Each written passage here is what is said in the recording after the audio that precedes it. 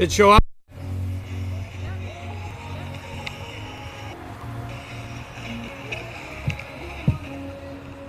Test 1, 2. There we go. Test 1, 2, 3.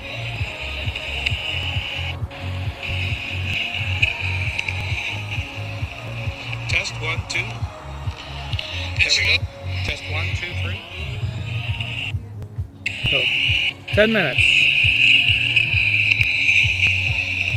Test 1, 2. There we go.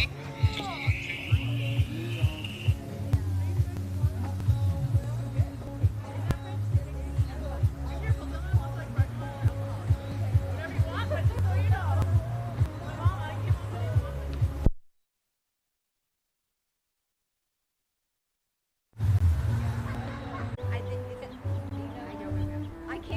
I think it's Long's Peak. That's 14,000. Yeah, yeah. Got all the snow on it, and then those ones over there. Beautiful. Oh yes. Were you guys expecting this? No. We forgot to pick them up when they walked in. We could start doing graduations too, I'm sure.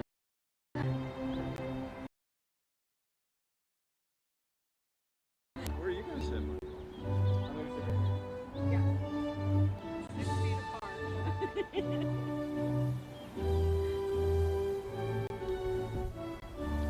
Yeah, our balloons are kind of wilted now.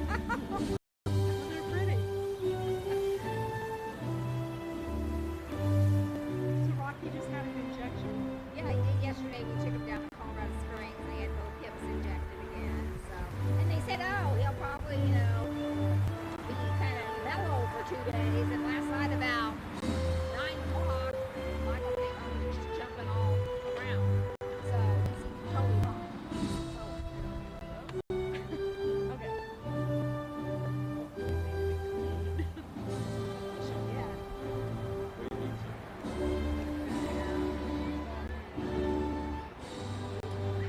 Is that gonna replace Ryan's? It's gonna go again. Okay.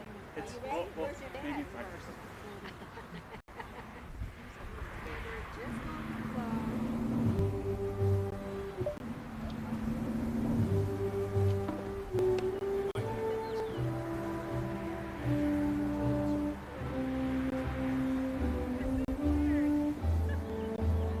Okay, that'd be better.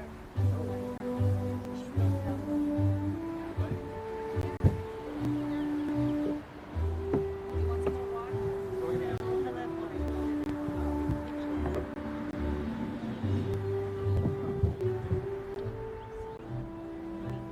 So are you filming it somehow? Yeah. It's live on YouTube. Yeah.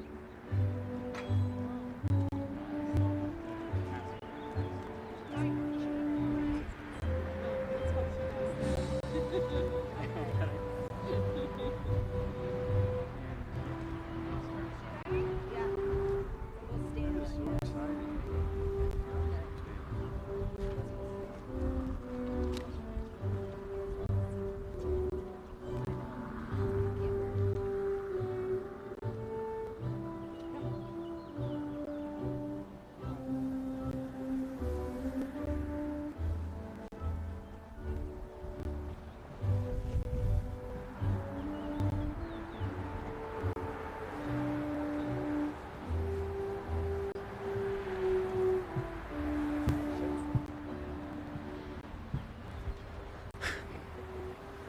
Hello. Can you guys hear me? Yes. Welcome to beautiful Lakewood, Colorado. We are gathered here today to celebrate Madisen Jansen and all of her accomplishments. Most importantly, her graduating from State University class of 2020. Thank you so much for making it out here. Those of you joining us online, for those of you that are able to be here in person, for those of you that have traveled from out of state to be here. To begin, I would like to invite Dr. Michael Jansen to the stage give some words, as well as he has the honor of hooding his daughter, Madisen Jansen. Dr. Michael Jansen.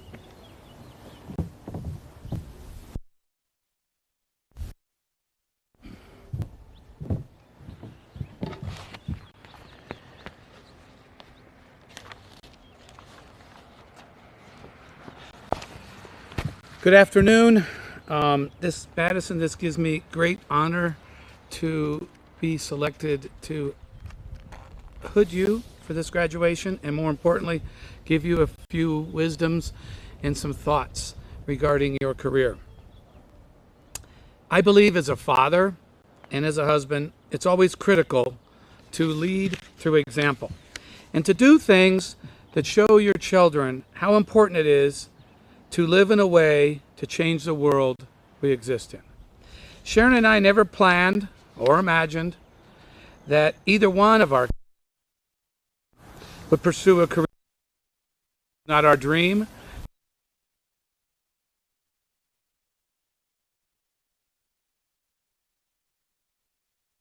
We have tried to lead by example, and clearly that had an impact. Madisen,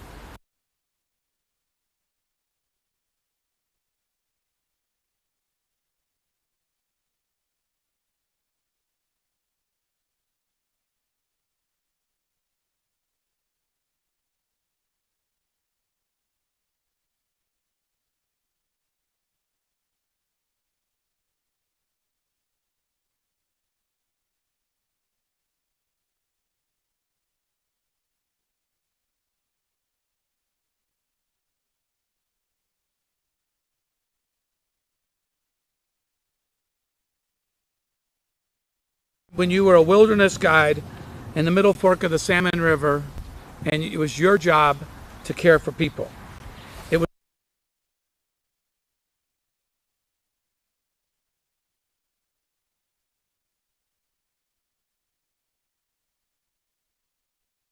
remote places on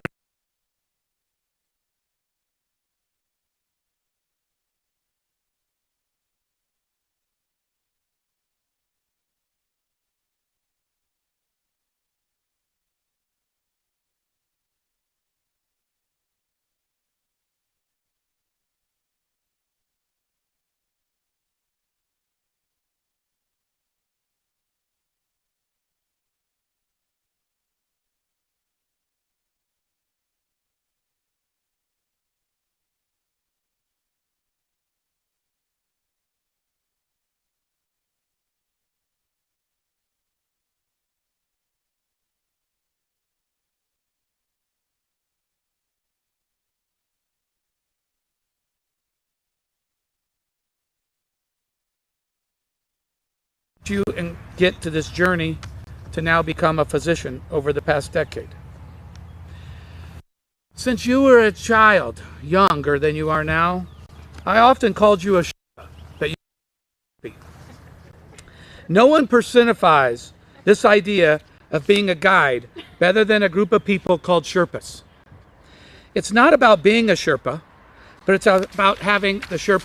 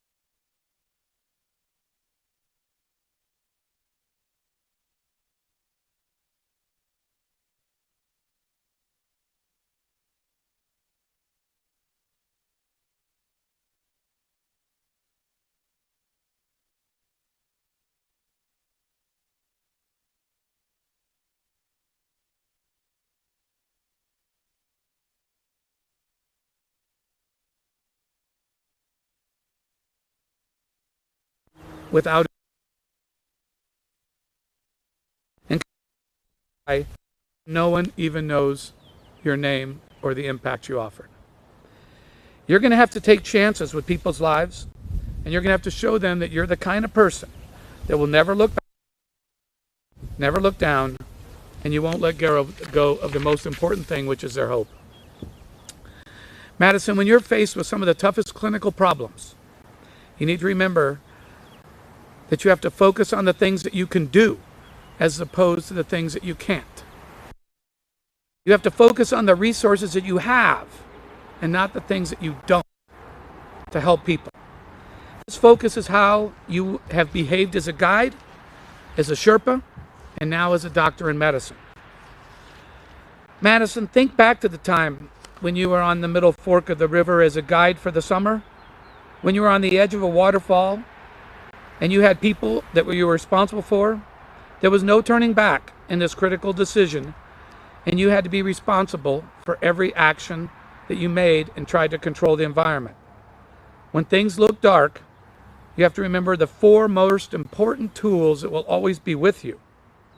It's not your phone, it's not your iPad, it's not the facts in the library, it's your heart, it's your brains, it's your compassion, and it's your knowledge.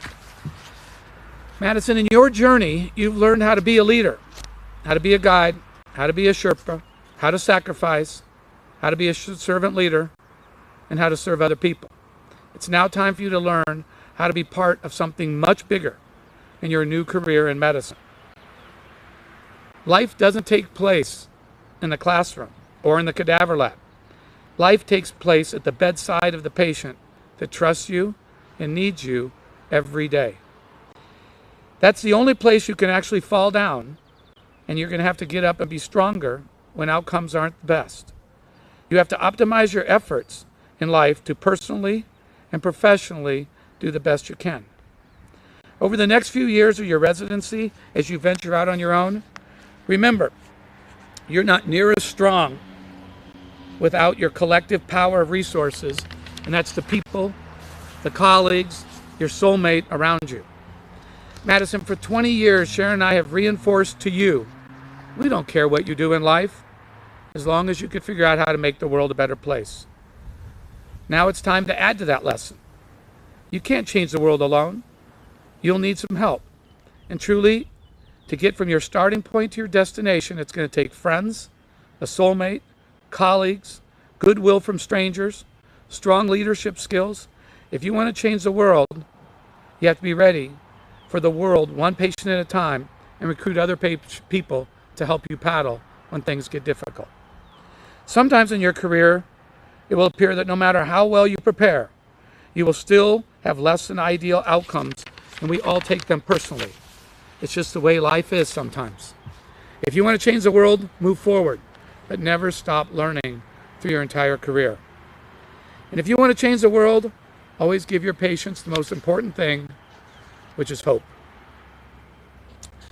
Your responsibility as a leader, a healthcare guide, a Sherpa, and now a doctor, is to stand next to your patients with confidence, support your teammates, your friends, your family, and be a patient advocate.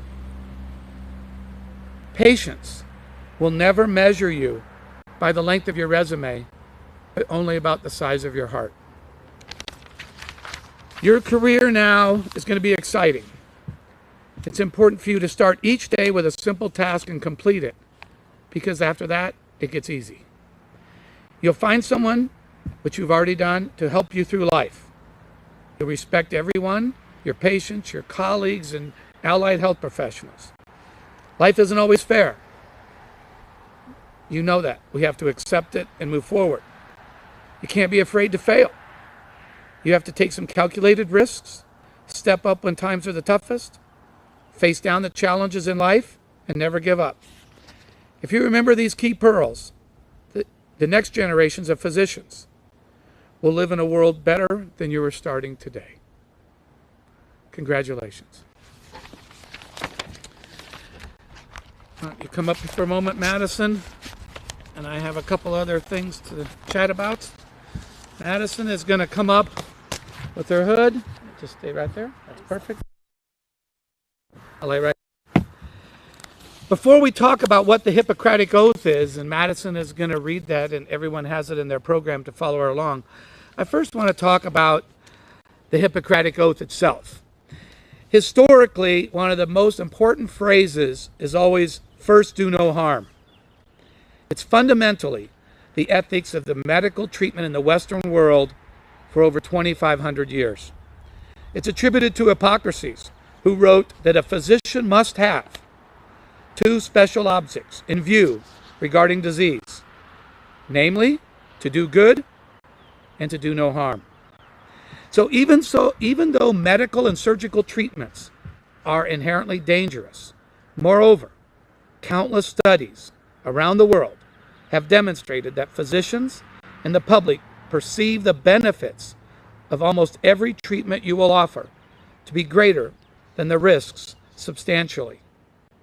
In the recent decades, there's a new concept of autonomy in medicine, where the right of the patient to make their own decisions has been ascended. We don't tell patients what to do, we give them the right to make their decision.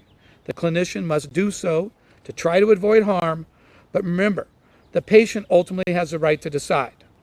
The patients may choose a greater risk of harm, either for the treatment or a decision to completely forego treatment. Three types of harm. New kinds of harm is taking new forms. It's an intrinsic treatment of medications that you choose to deliver broadly to a patient. But today we're faced with economic harm. The cost of health care in this country is so high that it's out of step with the rest of the world. And even paying for insurance causes many of our patients financial hardship. In extreme, the high cost of care may force your patients to choose between financial ruins and the cost of treatment or death without it. You will be trained to no harm. As a doctor, we're trained as apprentices to do things a certain way, with expectations that we must always do things that way. You will develop habits that are intended to persist for decades beyond your formal training. You will assume without a question that we are taught to do things the right way, and so therefore we will be highly resistant to make any changes. Do no harm today, because in 2020, Madisen, that means a lifelong learning, a willingness to embrace the necessary changes, and more explicitly, to do no harm routinely means reviewing, reducing, and discontinuing changes as we go forward. To do no harm means active listening, cultural competency, being present, being engaged, bedside manner, patients, families, and evaluate the healthcare system. So in 2020, Madisen, what does really do no harm mean? It means striving to be the best that you can be. You have an obligation to do good. You have an obligation to be good. You have an obligation to be a good person. And you have an obligation to be great at what you do. And remember, most importantly, you have an obligation to care. Now, what is the Hippocratic Oath? The Hippocratic Oath is an oath of ethics that historically is taken by physicians. It's one of the most widely known Greek medical texts. In its original form, it requires that a new physician to swear by a number of healing gods to uphold specific ethical standards. The oath is the earliest expression of medical ethics in the Western world, establishing several principles of medical ethics which remain paramount significant today. These include the principles of medical confidentiality, as well as articulation that certain principles will continue to guide you in making informed clinical practice decisions, both historically and as a symbolic value going forward. Swearing for the oath is on this modified form is a rite of passage for medical graduates throughout most of the world. The original oath was written in iconic Greek between the 5th and the 3rd centuries BC. Although it traditionally is attributed to the Greek doctor Hippocrates, the Hippocratic Oath has been an eclipse as a document of professional ethics by more extensive, regular, updated codes. Today, These oaths provide a comprehensive overview of obligations, professional behavior as a doctor, and care for your patients. Doctors who violate these codes may be subjected to disciplinary issues. Most important is to take this oath, remember it, and to do the best you can taking care of patients as you do no harm.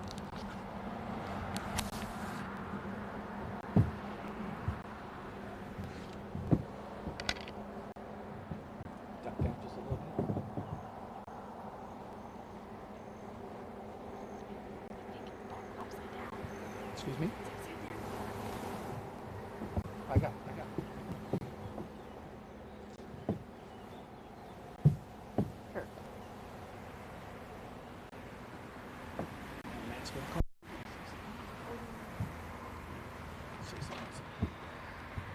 We have a guest speaker that would like to say a few words, and he can't be here, so he's going to call in right now, and hopefully we can hear him on the microphone, and then we can hear from our graduate. Would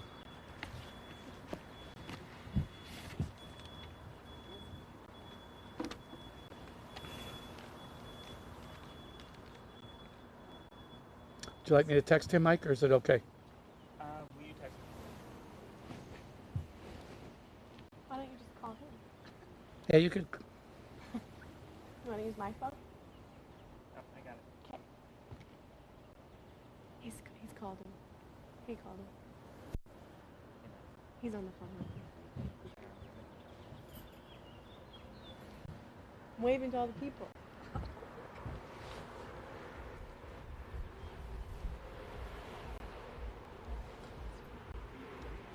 What? Is it working? Hello? Yes, hello? Hey! Hi everyone, this is Matt, Madison's older brother. You can turn it. You have to turn it up. Just one moment, Matt. We're going to turn it up. Hi, I see you waving. Oh, I think there's a little delay. So firstly, I just want to say congratulations, Madison, on a truly incredible achievement. I wish I could be there with you today to celebrate, but I've also really been so fortunate to see how you've tackled this often grueling journey of medical school with great poise. And it's been wonderful to see your growth and maturation in this process, from finding your study techniques and study groups as a first year, memorizing. Oh, can you guys hear me still? Yes. Oh, okay. Sorry. From finding your study techniques and study groups as a first year, as well as memorizing anatomy, to how you grew with such confidence in your clinical rotations in medicine and developed a passion for neurology.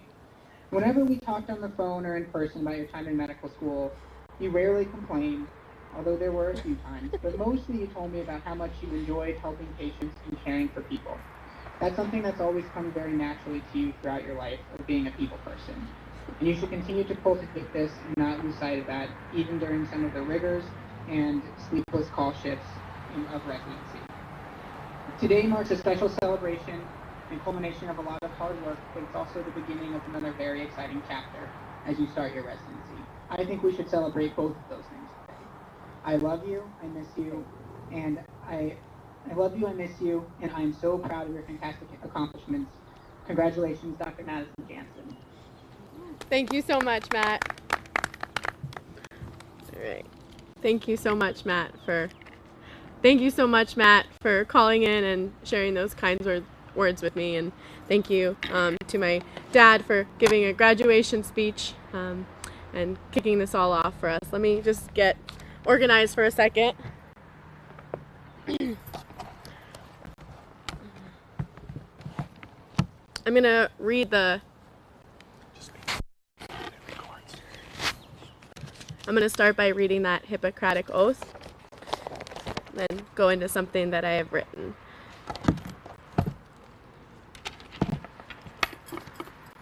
Okay, so this is a modern version of the Hippocratic Oath. I swear to fulfill to the best of my ability and woo! Yeah. I swear to fulfill to the best of my ability and judgment this covenant. I will respect the hard-won scientific gains of those physicians in whose steps I walk, and gladly share such knowledge as mine with those who are to follow. I will apply for the benefit of the sick all the measures which are required, avoiding those twin traps of overtreatment and therapeutic nihilism. I will remember that there is an art to medicine as well as science, and that warmth, sympathy, and understanding may outweigh the surgeon's knife or the chemist's drug. I will not be ashamed to say I know not, nor will I fail to call in my colleagues when the skills of another are needed for my patient's recovery. I will respect the privacy of my patients, for their problems are not disclosed to me, that the world may know. Most especially must I tread with care in matters of life and death. If it is given me to save a life, all thanks.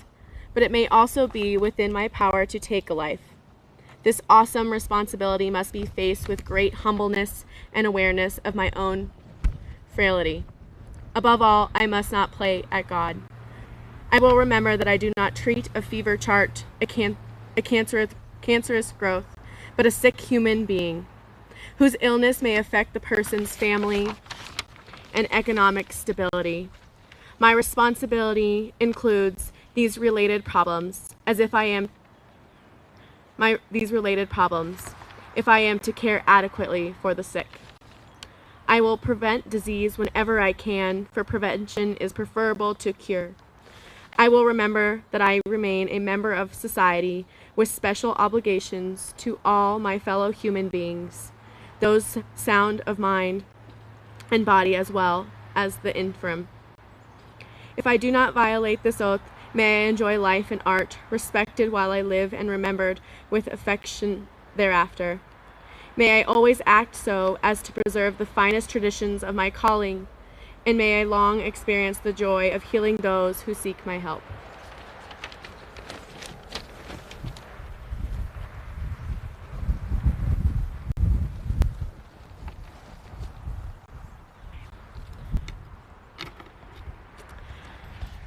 Okay, so I have a few words to say here. If I can get it so I can see. Okay. So I wanted to take this time to say a few words. First, I wanted to say thank you all so much for being here for me today. I truly cannot believe that I have made it to this point in my life where I can introduce myself as a physician. In my heart, it all went by so quickly, and it feels like I grew up in a matter of weeks. When I reflect on the past, it seems that it was just last year I was playing high school soccer, preparing for high school graduation, and getting ready to move to Tacoma, Washington. Or that it was just last month that I graduated from the University of Puget Sound on that rare sunny day. Or that it was just last week that I graduated from my MBA program. And then most frightening, it feels like it was just yesterday I walked across a very similar stage to get my first very short white coat placed on my proud shoulders as I started medical school. As I reflect on the last 4 years of medical school, they no doubt included some of the most challenging and discouraging moments of my life, yet also comprised the most rewarding years of my life. The first year was particularly difficult for me, as my lack of exposure to medical terminology and anatomy belittled my confidence, and I had daily considerations about quitting and trying something entirely new with my life. During this time, I was especially grateful that my father could tutor me through the complex anatomy, spent late nights in the anatomy lab with me, and even read and reviewed my entire anatomy textbook with me to help me get through. Additionally, I was and still am very appreciative of each of you during this time, as you all comprise the support system I needed to enable me to find the grit, confidence, and resilience to enable me to finish that first year and ultimately get me to where I am now, standing on this graduation stage, ready to pursue my top choice in neurology residency. And so here I am at my very own medical school graduation, a day I've looked forward to for so long. And honestly, I couldn't have imagined that I would be standing on a graduation stage in my parents' beautiful backyard. But even though the ceremony has been drastically different than anything I imagined, the gratitude I feel for each and every one of you is of the greatest magnitude. The amount of thank yous everyone in my life deserves for contributing to getting me to this moment are infinite. To my family, my friends, teachers, coaches, mentors, teammates, classmates, and patients, I thank you all for always pushing me to be the best, helping me up when I've fallen, for your unwavering support in every way, and most importantly, for believing in me. By no means have I made it to this stage and to this very moment by my efforts alone. Felix Frankfurter from the U.S. Supreme Court Justice quoted, "Gratitude is one of the least articulate of the emotions, especially when it is truly deep. And even though this is true, that the words I have cannot express my gratitude for all the people who have supported me on this journey, right now I'm going to do my best to showcase my appreciation to you all." Today is not only a celebration of my success and recognition of my hard work and dedication over the last 27 years where I've ensured that my dreams become a reality, but I see today as an extraordinary opportunity for me to attempt to demonstrate to you all my sincerest and deepest gratitude to you. Thus, I would like to take this opportunity to dedicate this moment to all of you, my family and my friends, to my fiance, my parents, my brother, my aunt, my family, my friends, my loved ones, and each of my teachers. Your sacrifices have formed the foundation upon which my work is built. Specifically, I want to take a moment to thank my parents, who have both always been my biggest supporters and advocates. Together, you've instilled in me a drive to better the lives of others, and have always encouraged me to find a passion in life that would allow me to leave the world changed for the better. The greatest gift you both have given me is that you have always believed in me and showed me what the incredible world has to offer. Dad, you said it yourself, you're an avid seeker of adventure and exploring the world with a passion for life and a dedication to leave this world changed for the better. I'm lucky to have had the opportunity to explore with you, to experiencing your work as a physician, and to have been through some of the most truly terrifying and character building experiences I've ever had. From whitewater rafting to heli skiing, snowmobiling, or hiking the Great Wall, to scuba diving and being isolated in a Middle Eastern desert together. You have shown me the world and given me life experiences unparalleled to most. I have never met someone in my life so hardworking, talented, perceptive, and intelligent, yet humble enough to take the time to be a dedicated teacher. Mom, you have the biggest heart and an astounding compassion for the world. You have been my #1 cheerleader my entire life. From the Little League soccer fields at the YMCA just down the street, to my high school soccer games all over the state of Colorado, to my college soccer games scattered throughout the Pacific Northwest. No distance was too far for you to come cheer me on, come make me meals, or visit me. You gave up the most important things in your life so that I could take on mine. So I wanted to thank you for your sacrifices you have made to get me to this moment. Thank you for being one of my greatest female role models, showing me how to balance a life as a full-time physician and raising a family, and always making time for those family dinners I cherished so much. You have an unparalleled grit and determination paired with a grace and selflessness. I thank you for always being by my side, helping me grow and prosper and reach these great heights. Oh no. Hang on one second. Sorry. Boom. Wait 1 second. It's uploading. Okay. Buffer. I would also like to take a brief moment to thank my exceptional fiance, Mike.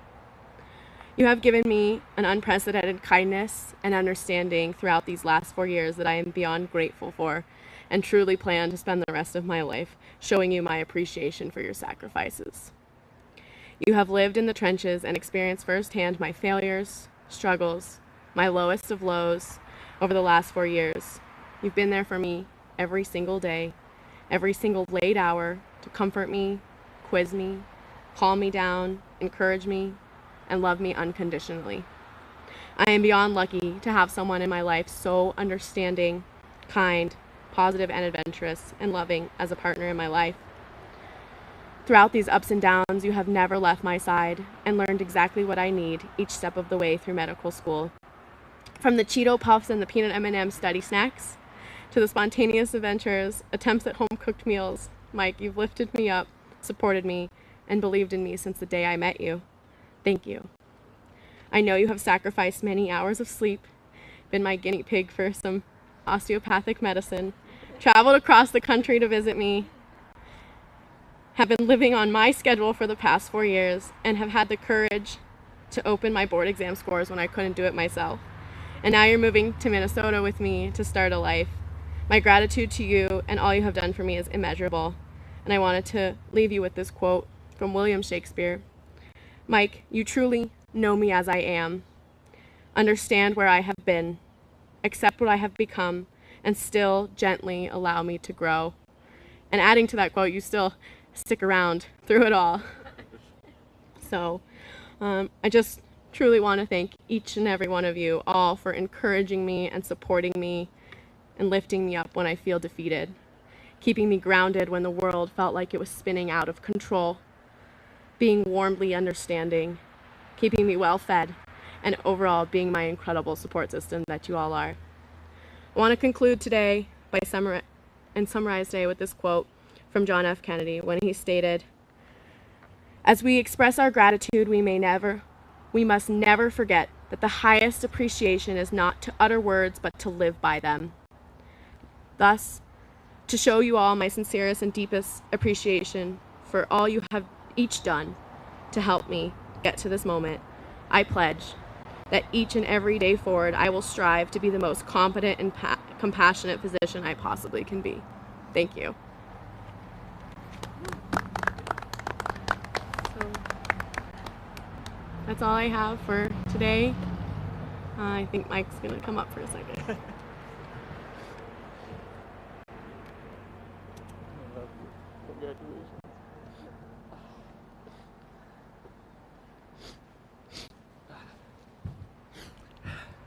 Congratulations, Dr. Madisen Jansen.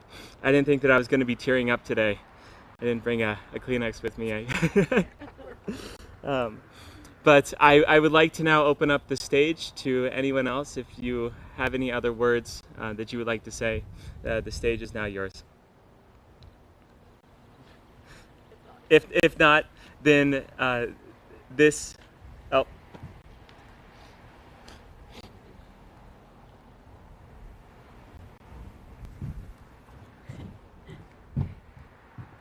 Well, Madisen, I didn't prepare anything, but I'll just speak just off the cuff.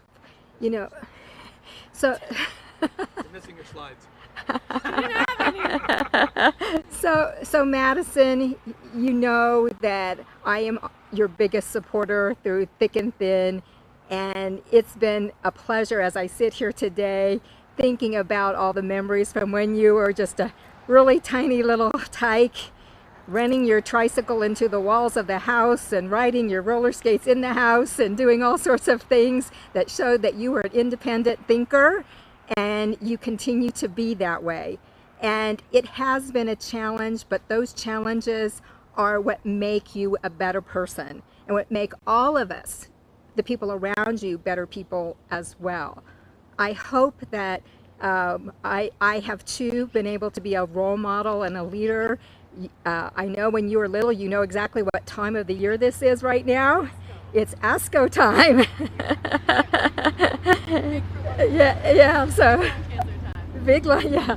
So, and that I've been able to show you another side of medicine as well with again, I'll just speak about the text that I sent you a couple weeks ago about how proud I was that I was able to really make a difference to cure cancer for our patients with lung cancer a few weeks ago, and that I had a big part of doing that. And I had sent her a text about the press release that will be at the national stage in just a few weeks. And so I'm hoping that I can be a role model, but you've been a model for me too. I've grown being a part of your life, and it's been a privilege to do that. And I can't wait for the future. I know that you are going to do great things, and you are a caring, compassionate person. You're kind, you're fearless, and I think your parents have taught you that. And you know, you're grateful. I was really impressed with the speech that you just made, and that's who you are, all right? So I want you to just remember that. Thank you so much for being here. I'm happy. You know, I wouldn't have missed this for anything in the world, Madisen. I've been there every step of the way, and this one too, and I'll always be. Thank you for flying all the way here to be here for me. Happy to do it. Thank you.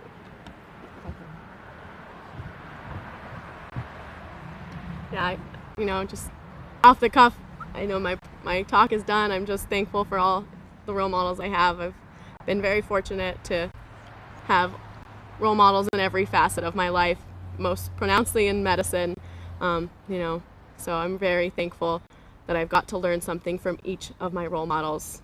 And I will stick to my vow of trying to showcase that by taking quality care of my patients. So thank you so much for being here for me today and celebrating Dr. Madisen Jansen. Woo! Woo! Should have got my diploma. Should I go get it? Yeah, I'll go grab it. Honey, I was worried when you started talking about what your favorite movie was that inspired you. I thought you was going to say Groundhog Day. I don't really like that movie. He quotes it all the time. You only quote, there's a pool and a pond. There's a I pond. quote Caddyshack. Sorry. That's a great movie. Yeah, sorry. That's right. Caddyshack. The Guardian's a good movie. I have a pool and a pond for you. I have a pool and a pond. The pond would be better for you. It wouldn't be for you. We have a water ball for you. Okay. My tassel good? Like pay that graduation. Yep. There we Oh, go. Okay. I don't think I can do it. Okay. Perfect. The balloon arch will slowly pop There we to go. its death. Should